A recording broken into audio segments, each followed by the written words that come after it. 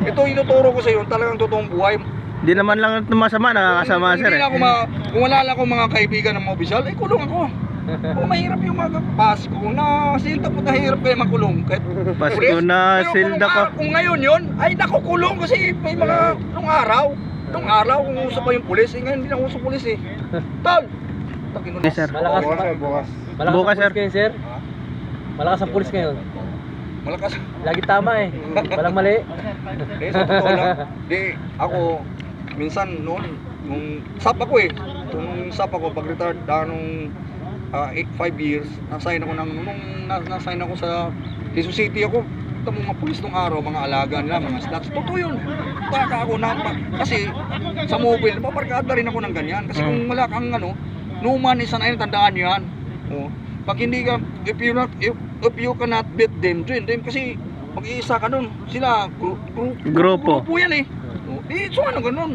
Nasa iyo yun kung magpakalulong ka. Kung drugs, yung trupa ko. Oh, yung pinano kami, ilan yung na-dismiss, nahuli ng drug nung sa tawag ko, yung drug test. Legal na Ako, ngayon, sir. malakas lang talaga yung panampalataya ko sa Panginoong Diyos. Ako kahit lakulo ko ako, pero hindi ako nakalimot sa Panginoong Diyos. Kahit siraulo ko, namin ko naman yun. Ang importante niyan, huwag tayo makalimot sa Panginoong Diyos. Tsaka kung lahat ng sobra ay masama, tama lang. Pero noon hindi talaga ako gumagamit ng drugs. Wala akong, ang kaso ko lahat murder. Kasi ang pulis, pag nagkakaso ng murder yan, wala namang homicide, murder kasi pulis nga eh. Person of authority. Puta, baril agad! Bang! Baril agad!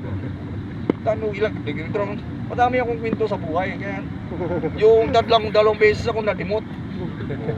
Tayo ko, sir. Nagibantay pa ako ng beer house. Kasi parang ang pangarap ko mataas. Gusto kong mag-abogado.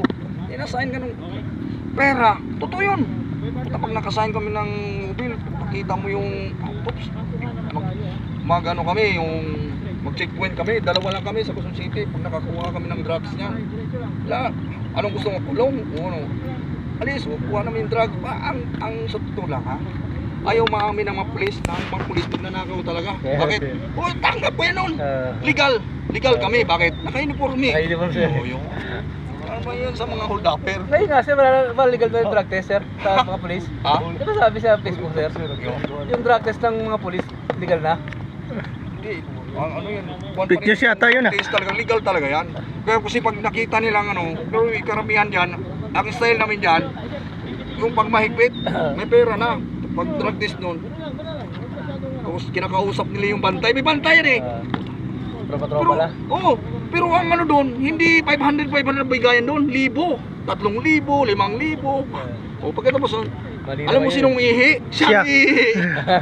Siya pupuno. Siyang ihi. Tapos ilalagay doon, tapos ilalagay mo sa kanyang ihi. Ligtas? Minsan, hindi mo pwedeng lagyan ng tubig eh. Ha? Oo, sir. Eh, sinabi ng Basta intel ka about sa drugs. kaya legal na eh. PDEA. Sa ngayon sir, pinalap Sa Facebook. Sa PDEA, Intel eh. Pag sa Intel ka, kasi undercover ka. Active Pero police ang kailangan active sa lalo eh. mo yun kung undercover ka. Pero nung araw, classmate ko na-dismiss dyan. Yung isa PSPG, tapos na paano ka PSPG ka? Yung bodyguard. President.